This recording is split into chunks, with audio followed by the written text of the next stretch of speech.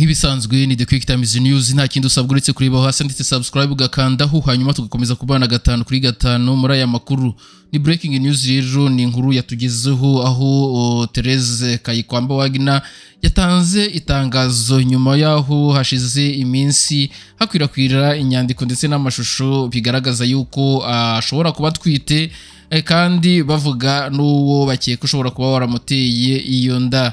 Ni ibintu rero byavuzwe cyane ku mbuga nkoranyambaga, ndetse yabifatira n'umwanya nawe asohora itangazo yise itangazo ryihariye rya Therese Kayikwamba Wagner, ngirango mbasomere mu rurimi rw'ikinyarwanda. Ni itangazo rero yasohoye mu rurimi rw'ifaransa, ngiye gusobanura mu rurimi rw'ikinyarwanda, aho yagize ati: mu minsi ishize hari inyandiko n'amashusho menshi byakwirakwijwe ku mbuga nkoranyambaga birimo amagambo y'ibinyoma n'ibitutsi bigamije kunshinja bitagira ishingiro, bigasenya rero isura yanjye n'iy'umuryango wanjye. Izo nkuru rero z'ibinyoma zagamije kwangiza no gusebya ibyari ngombwa kuguma ari ibihe by'umunezero n'ubusabane ku muryango wanjye.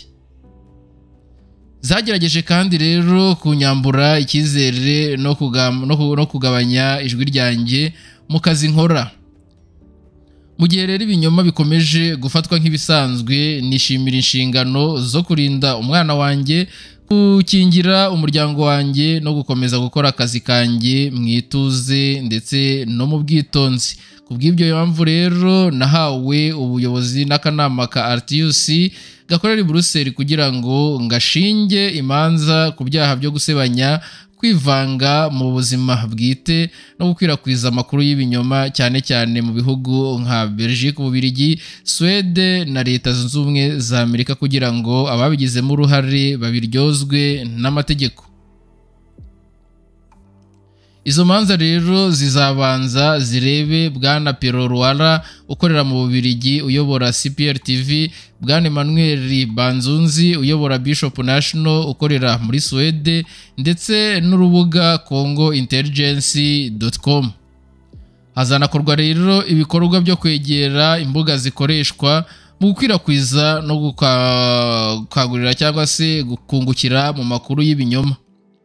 Mu gihe rero iri tangazo risohotse, ibimenyetso byose byari byamazwe gufatwa n'ababishinzwe amategeko kugira ngo batazabisiba cyangwa se babinyereze. Uretse rero kunshakira ubutabera, iki gikorwa kiri mu rugamba rusanzwe rwo kurwanya ihohoterwa rikorerwa abagore, haba irikorerwa ku mubiri cyangwa se mu magambo n'ibitutsi rero n'amagambo asebya abagore. Ikigaragara mu mibereho yacu, nta mugore rero yaba ari uw'abantu bose bazi cyangwa atazwi ukwiye gufatwa nk'intambara cyangwa kwamburwa ubuzima bwe bwite. Mu gihe rero igihugu cyacu gihanganye n'intambara n'imibabaro y'abagore n'abagabo b'abanyekongo, ndahakana gukurwa ku murongo w'ibyo nkwiye gukora nk'umuyobozi: kurengera ubusugire bw'igihugu cyacu, kurinda abaturage bacu no gushakira igihugu amahoro. Kubw'ibyo rero nshyize mu biganza by'itsinda ryanjye ry'abanyamategeko inshingano zo gukomeza iki gikorwa kugeza kirangiye, kugira ngo ubutabera bukomeze inzira yabwo, mu gihe rero ngewe nkomeza kwiyegurira inshingano zanjye za minisiteri. Bikorewe i Kinshasa rero ku ya 7 Ugushyingo 2025, Therese Kayikwamba Wagner. Ni itangazo rero tambukije ku rukuta rwiwe rwa X cyangwa se rwa Twitter, aho yahakanaga ndetse nerekana uko yashinje ababigizemo uruhare mu gukwirakwiza amagambo avuga yuko yaba twite, kandi bavuga yuko inda y'uwatwite nawe bagiye bamutangaza, bikaba birimo bimusengera umuryango.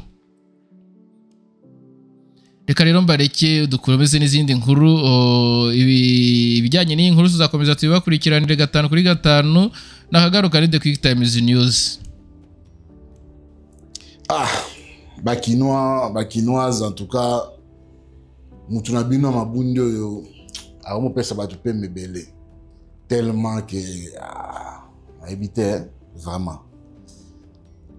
Bon, boka ibino moko mamba lobaki na doa alobaki ke toko signer semaine oyo ezo banda toko signer oui toko signé parce que à combien mois hein bokibonga esili kibongai esili a concédé mambo belé il concède beaucoup mais et le réseau comme musanga banda bimaki à New York banda bimaki à New York ti lelo na zongiti parce que akimara metu na epona ni bintekwa bangungi akimara nini au fait à New York président nyonso mokili so ake na pays moko avant que le pays mosusu azonga na no cheye si ma décheye ake na pays mosusu mais il y a New York Bruxelles Paris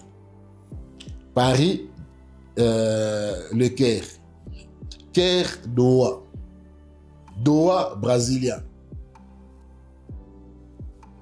akimaka nini na mbetu na ye akimaka bintekwa akimaka mer bangungi bambouteillage inondation bakuluna akimaka nini alotaka Kabila na butu to ndenge wana nyonso ka nanga bon j'espère que Henri Magie pe na bangi ça vraiment muke mais bon bref alobi na Doha ke semaine tozo banda oyo toko signer mais avant de signer nan bon rappeler petit Tshisekedi il a bosanaki déjà bon rappeler que il y a d'abord l'accord de principe qui est sur sa table hein entre autres mesures de confiance pour les Arabes. Libération des prisonniers, annulation à la condamnation, la loi au Parlement où ils ont permis à signer l'accord dans l'AFC. Pour Bobo Santé, il a fait élire une loi au Parlement interdisant les gouvernements de signer avec l'AFC. Donc ça dit que ce qui même président de signer vous allez illégal parce que le Parlement a sanctionné par une loi interdiction il y a au solo la bisonaba. D'abord rappeler à monsieur Abosana qui est déjà que loi moraison dans le Parlement les autres qui savent au solo na biso le ndenga soli na biso boé à commettre délit faut pas kangaye bato nyos ba solo na Doha so bazongi procureur faut lancer ba mandat d'arrêt au banda d'inculpation ba jugement banda ou alors abongisa loi dans le Parlement pour tout solo la bien pour la semaine prochaine peut tout signer. AFC toi la biso bato kimia oui mutabaka sinde mutabo ya bitumba mais muto ale lembele il faut ganga que va mona linga bunda je vais bombarder je vais changer de pouvoir à Kigali je vais toucher il va fuir il y a fuir ti lelo mutu mona kimi ezateka ye mutazo kima Kinshasa vie zonga parler mera a besoin zonga parler zonga Nikolo ko bimana mpe belete ko bima bene belete bo nazoya kini donc nazoya kini ezala par Doha ezala na makolo 2000 km ari maja zoya kini ve soko ngolo ko bima benga na kini ve na zukopa donc tant on va na kini ve soko bimika nozo bima bo vie ngana ko zwa fana na parler mais zonga na parlement bongisa et puis pour signer la semaine prochaine, Soko Bongisi. Mais Soko Bongisi TV signature. Donc pour rappel, au Bongisi loi na wana na parlement, ils ont permis de ko sula na biso, au libérer les prisonniers na biso, au longoli ba condamnation à bruto tabiso wana na ngulu na yo wana. Et ça le soni meve, soni bomate longolango. Et puis bilo ameke mikam so sera so saliango. Semaine prochaine au signer na biso. Mais si vous allez à TV, vous allez signature.